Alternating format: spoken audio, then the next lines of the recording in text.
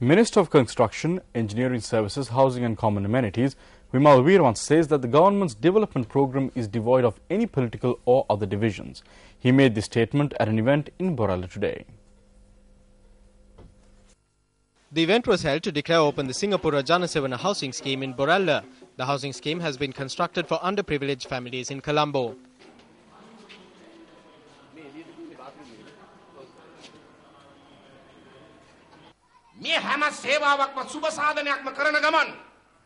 There is a set of people in the country who find fault in everything that we do. It is my thinking that no matter how many houses are constructed for people living in Colombo City, there are hardcore UNPers. Therefore, this is not a project to convert UNPers. Do not misunderstand our intentions. I am aware that amongst this group also there is a considerable amount of UNPers.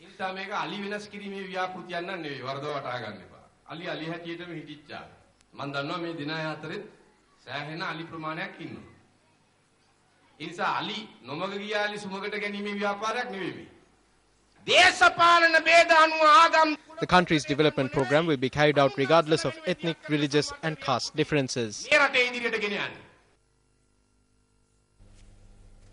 Today is the 70th birth anniversary of eminent politician, the late Gamini Dissanayake.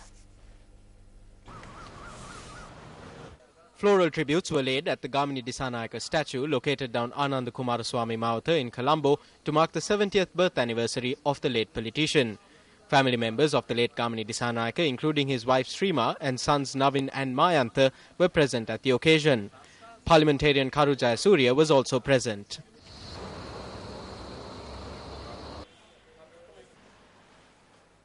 Meanwhile, an almsgiving was held at Victoria House in Rajagiriya today in memory of the political icon. Family members and friends of the late Gamini Dissanayake were present at the almsgiving.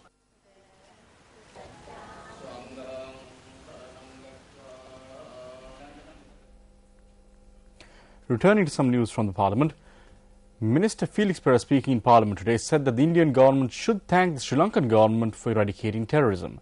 Deputy Minister Vinayagamurthy Muralidharan, responding to this, said that the Indian government ordered the killing of LTT leader Velupillai Prabhakaran. He further said that Sri Lanka was able to completely eradicate the war, while terrorism is existing in other countries even today.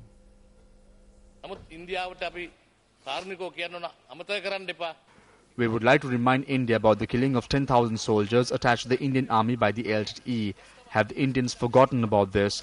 When taking into account this factor, haven't we supported India? Isn't this a favour? Irrespective of party differences, we have to unite for the betterment of the country.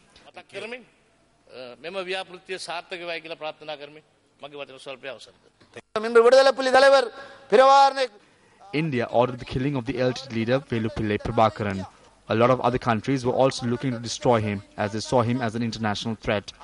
But after he was killed, they are now branding it as a war crime and are making several allegations.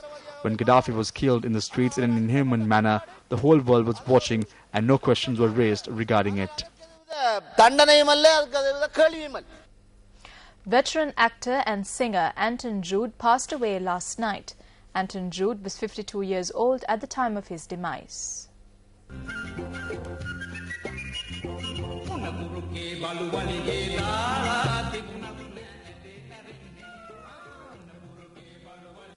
Anton Jude Gomez was born on the 28th of November 1960. He was a talented actor in stage dramas, teledramas and also contributed to the movie industry.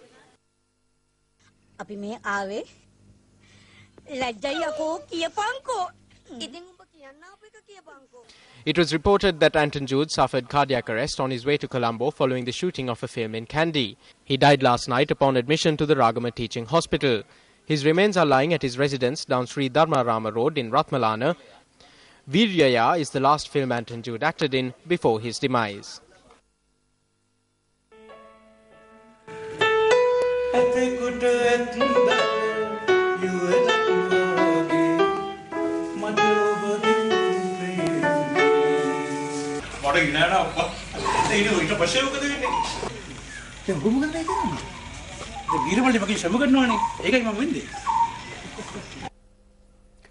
The Ruhunu Navodaya Trade Exhibition and Carnival will commence at the Tangol Prison Sports Ground tomorrow. News First is the media sponsor of the event. The Ruhunu Navoda Trade Fair and Carnival has been organized by the Ruhunu Karaliya in order to provide scholarships to children from low-income families in Hambantota. We choose to go to the Sirasa Media Network with this because it is very popular with the people of this country. This has been proven over the years.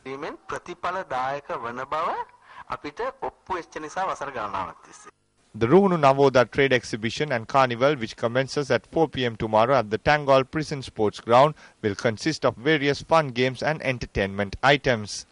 The organizers have also made preparations for a bicycle parade tomorrow.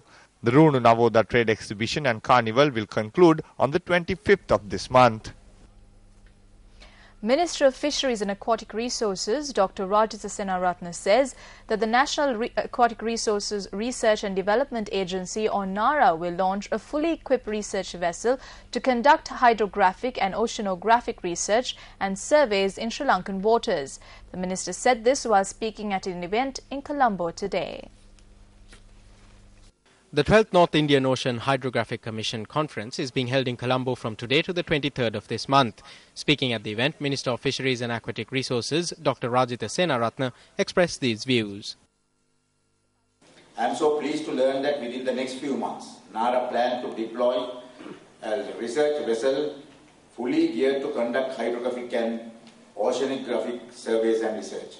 I have no doubt that this vessel will help the National Hydrographic Office, or NARA, to cater to the growing national needs in the sphere of maritime research and development, and to cater for our vision to make Sri Lanka a developed nation and perhaps the wonder of Asia.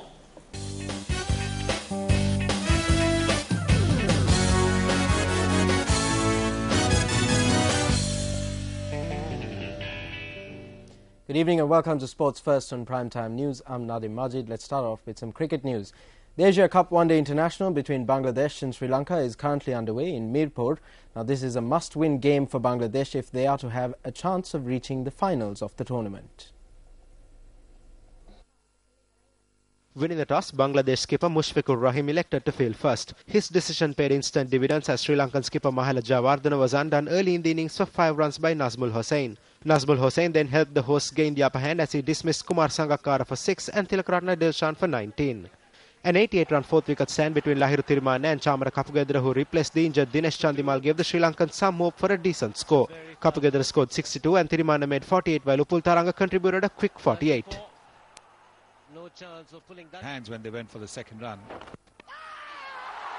As he bowled him. Oh, that'll be a boundary. In the end, Sri Lanka were bowled out for 232 runs in 49.5 overs. He'll cut it out. Just a single.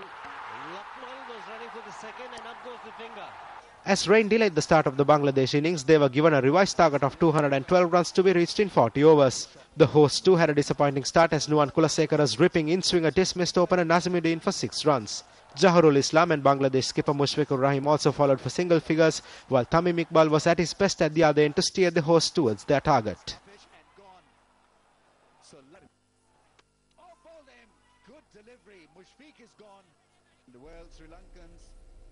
Well, chasing the revised target of 212 runs to be reached in 40 overs, Bangladesh were 145 runs for the loss of 5 wickets after 26.2 overs. Moving on, Chamarasilva produced a splendid knock of 163 runs to help the Sri Lanka Cricket Development 11 post 376 for the loss of 5 wickets against England on day 1 of their 3-day first-class match at the SSC grounds in Colombo today. The Sri Lanka Cricket Development 11 skipper Thilana Kandambi won the toss and elected to bat first. Stuart Broad undid both the openers Malinda Varnapura for 0 and Dilshan Munawira for 19. However, a third wicket stand of 151 runs between Chamarasilva and Thilana Kandambi helped the Sri Lankans gain the upper hand. Chamarasilva's brilliant 163 came at a strike rate of over 90 and included a 6 and 25 fours. Thilana Kandambi contributed 64 while Angelo Pereira made an unbeaten 61 as the hosts coasted to 376 for 5 wickets at stumps. Stuart Broad bagged 3 wickets for the visitors. And finally, to wrap up your primetime sports news, Pakistan's Mohammad Amir, in his first comments on the spot-fixing affair that disgraced Pakistan cricket, has presented himself as a victim of a plot organised by his captain at the time, Salman Butt, and the agent Mazhar Majid, and has pleaded for forgiveness. Mohammad Amir was jailed for 6 months after pleading guilty at Southwark Crown Court last year to conspiracy to accept corrupt payments and conspiracy to cheat at gambling after a plot was uncovered in a sting operation. It involved the bowling of deliberate no balls in a test against England in 2010. His guilt plea meant that unlike his co-conspirators, Butt and Mohammad Asif, he had no chance to tell his story and indeed did not face the challenge of cross-examination. In a statement through his lawyer, Amir said, quote, "I want to apologize to all in Pakistan and all others to whom cricket is important. I did the wrong thing. I was trapped because of my stupidity. I panicked." Unquote. Amir added that Salman Butt took advantage of his friendship and involved him in the spot-fixing affair.